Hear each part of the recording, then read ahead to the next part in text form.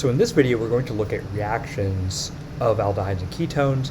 Specifically, right, we've been learning about how to make them. Now what happens when we do reactions with them. And we've seen a few of these, right, with Grignards and such. We're going to look at a few new ways that we can do some of these reactions. In particular, we're going to look at a couple different mechanistic conditions first to get ourselves sort of situated here. And the reason why, in general, we can do these sort of reactions, right, where we have a nucleophile and we have our electrophile, right, which we'll denote as E+, quote unquote. And again, these R groups here kind of just mean anything, right, carbons or hydrogens, but this carbonyl here is just representing aldehydes or ketones, right? The reason why we can do these, right, and have carbonyls be electrophilic is that, right, remember that there's a pretty big dipole moment here between the oxygen and the carbon, so it makes that carbon more electrophilic, right, more partially positive. So that's why we can do these reactions in the first place. And there's two ways we can react them. We can do them under basic conditions and acidic conditions. And this will follow through for the rest of this semester and for the next few semesters too as well. So we're going to be seeing a lot of reaction conditions with carbonyls. And so this is all kind of important to keep ourselves sort of situated. So when we have these reactions, right, we can either do them basically, meaning, right, we're starting from a base and we're reacting it with the carbonyl. And when we do that, we're getting the same product no matter what. There's just two different ways we can do it. And kind of depends on the context, right, like anything. But it does change things a bit. So we can have this situation like this, right, the nucleophile is added to the carbonyl, it's broken open. And instead of condensing back down or anything, right, we're saying that we are neutralizing that O- with some sort of acid, like H3O+ or whatever, right? Getting us to our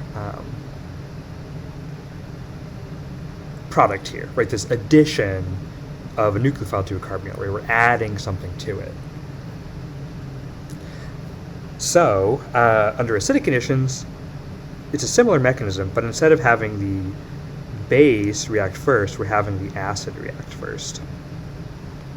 And this might depend on a reaction order or what order we're adding our conditions in.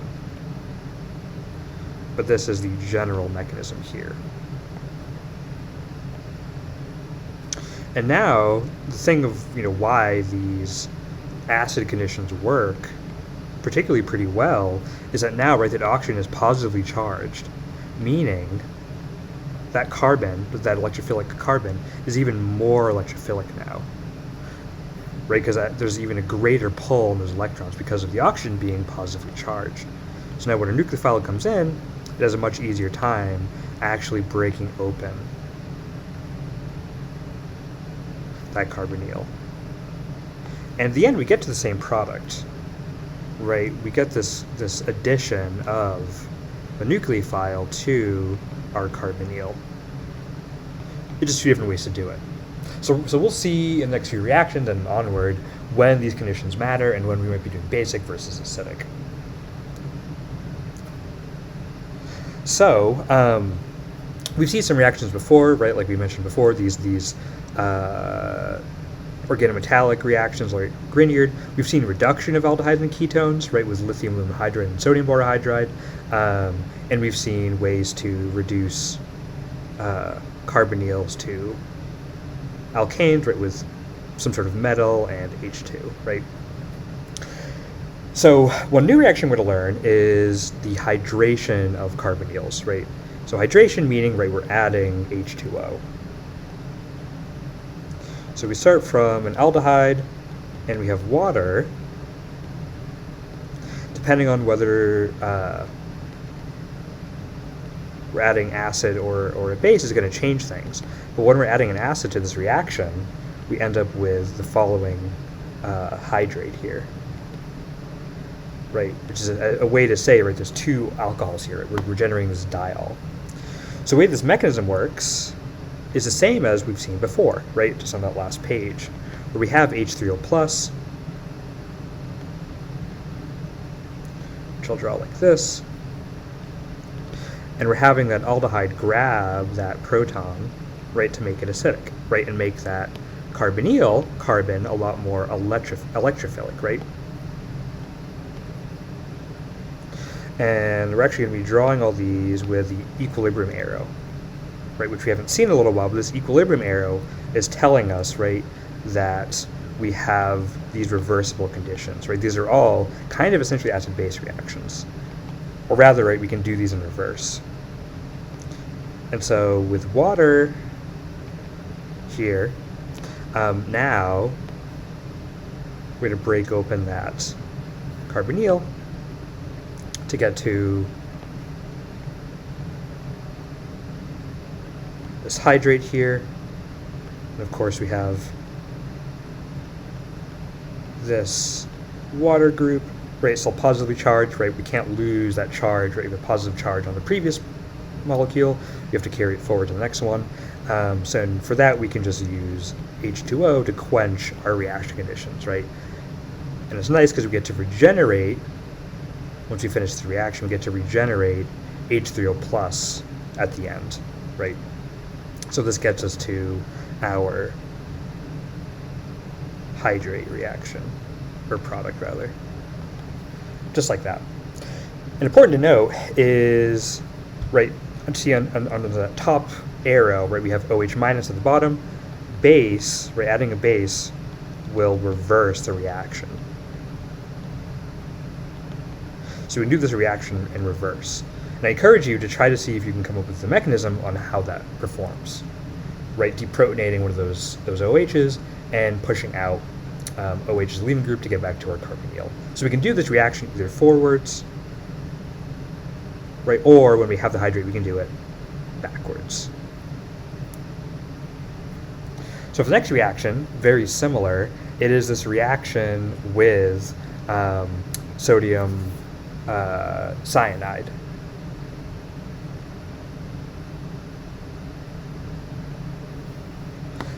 And this reaction is a base mechanism.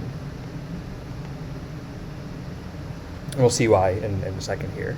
So the general conditions for this are adding in aldehyde or ketone, right? This is true for anything. And we're reacting it with the cyano group here. And kind of just like before, right, we're having our nucleophile, right, attack our electrophile.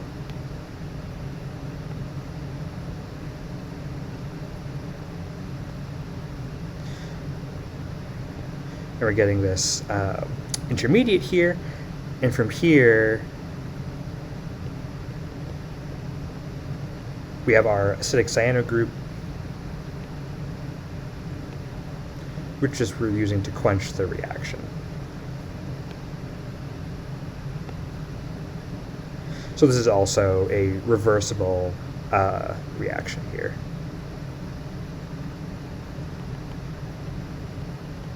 To get to this final product, this cyanohydrin.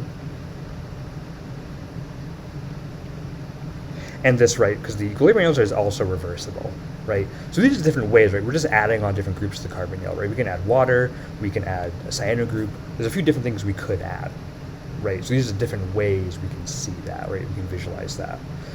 So we've learned now, right, how to add on these cyano groups, right? Again, to remind you, cyano groups or nitrile groups is a CN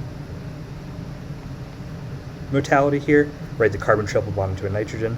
So let's look at some reactions we can do now with cyano groups now that we know how to add it to a reaction. Or rather, right, in the previous video, we learned reactions we could do with cyano groups, right? So we won't learn anything new there. But we are going to learn about this final reaction we're doing today is the imine formation.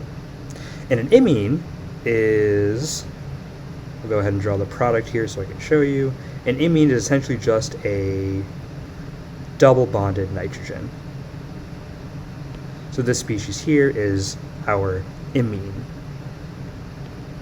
Okay. And so in this case, right, the NH2 is both a base and a nucleophile, right? And we can also do these under neutral conditions or basic conditions. But as we'll see here, right, we will do this catalyzed by hydrogen. Okay. And it means, right, we won't really talk about this too much. It can integrate between cis and trans.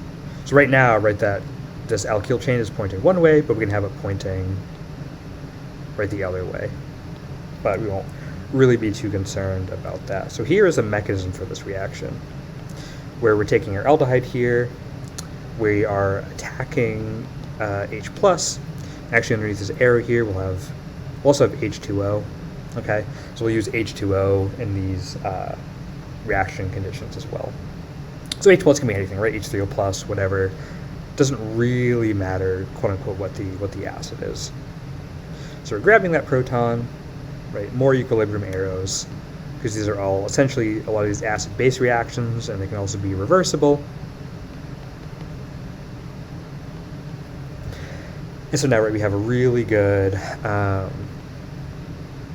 electrophile now, right, because of the protonated carbonyl here. So we're going to attack that carbonyl, break it open, and get to this intermediate.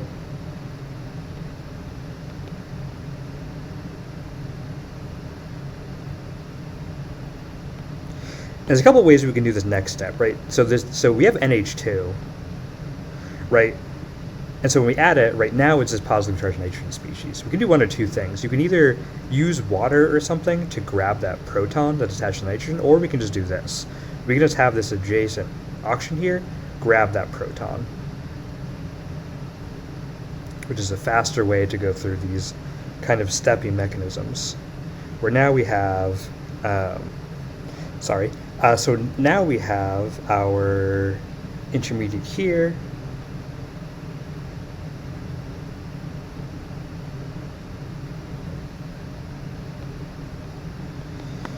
But the nitrogen, right, will pull down its electrons here, like we've seen oxygen do so many times before to get to carbonyls. We're going to make an imine this time, right? Now we have a really great leaving group, right? Water, just going to leave here, which is why, right, we're having kind of water sort of persist around in these reactions so much, because we're generating H2O as a leaving group.